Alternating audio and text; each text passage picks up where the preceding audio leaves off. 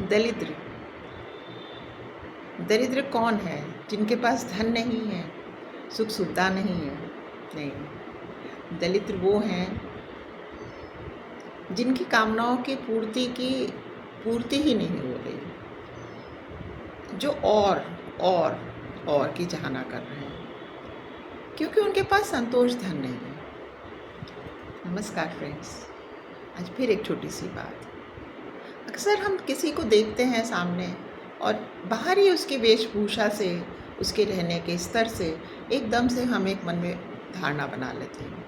कुछ ना, कई लोग तो अक्सर मैंने देखा है टिप्पणी भी कर देते हैं कि ये देखो इसने कितनी अच्छी साड़ी पहनी हुई है, ये अमुक देखो ये कितना हैंडसम है, देखो इनकी गाड़ी कितनी बढ़िया है। तो जब हम इस तरह की बात करते हैं तो उस वक़्त एक विचार मेरे मन में हमेशा आता है कि फिर हम किस स्तर पे, हमारा जो बोध है वो किस स्तर पे है।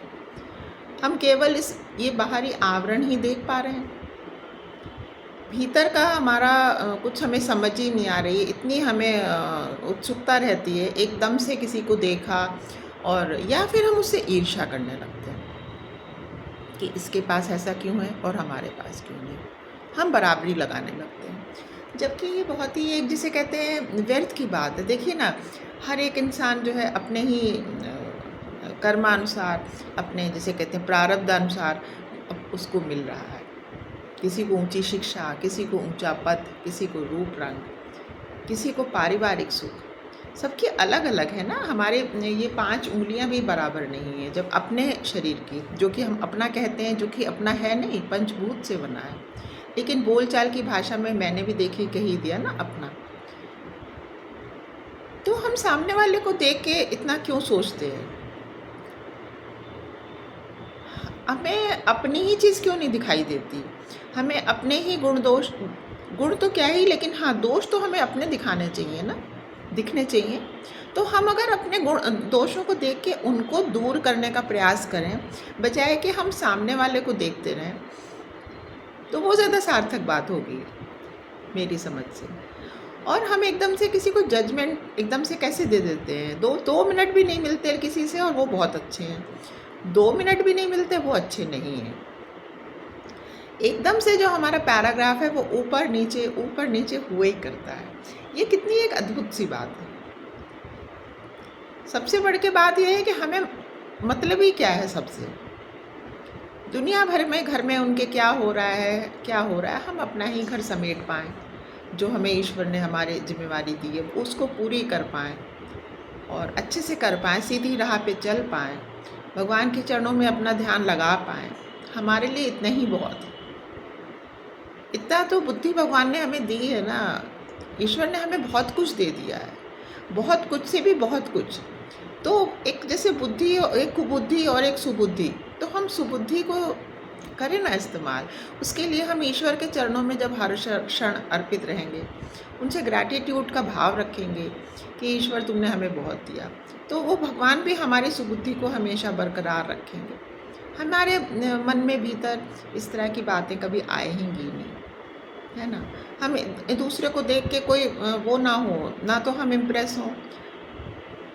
हम जो शास्त्रों में बातें लिखी हुई हैं, जो शास्त्र सम्मत हैं, सभी लोग जानते हैं क्या बुरा और क्या भला, बस उसी पे करें ना। हमें किसी की नकल नहीं करनी।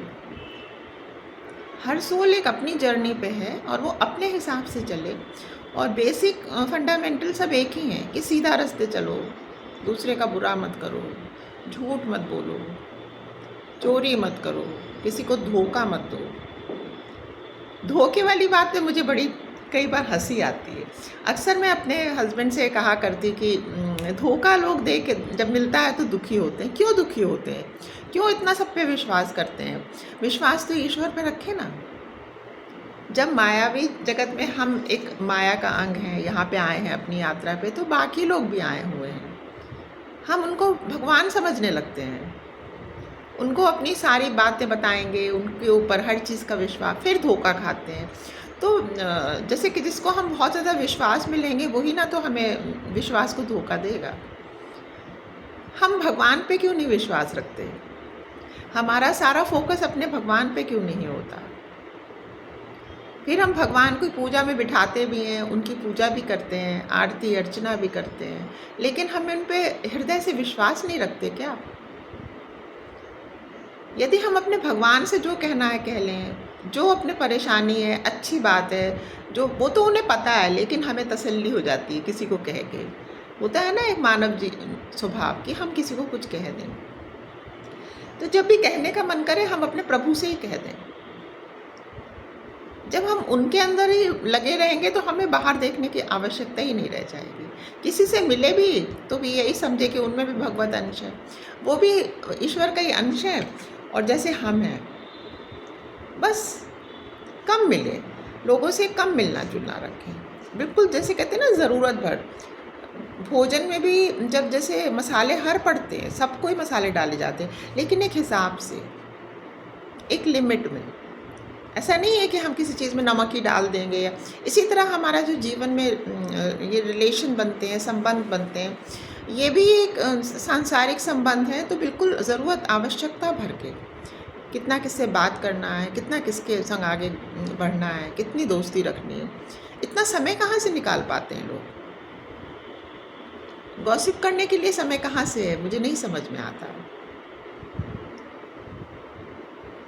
बस यही छोटी छोटी सी बातें हैं जो मेरे हृदय में आती हैं अक्सर, जो मैं बुक्स पढ़ती हूँ और मुझे समझ में, उससे मेरा स्वभाव भी शायद ऐसे ही है।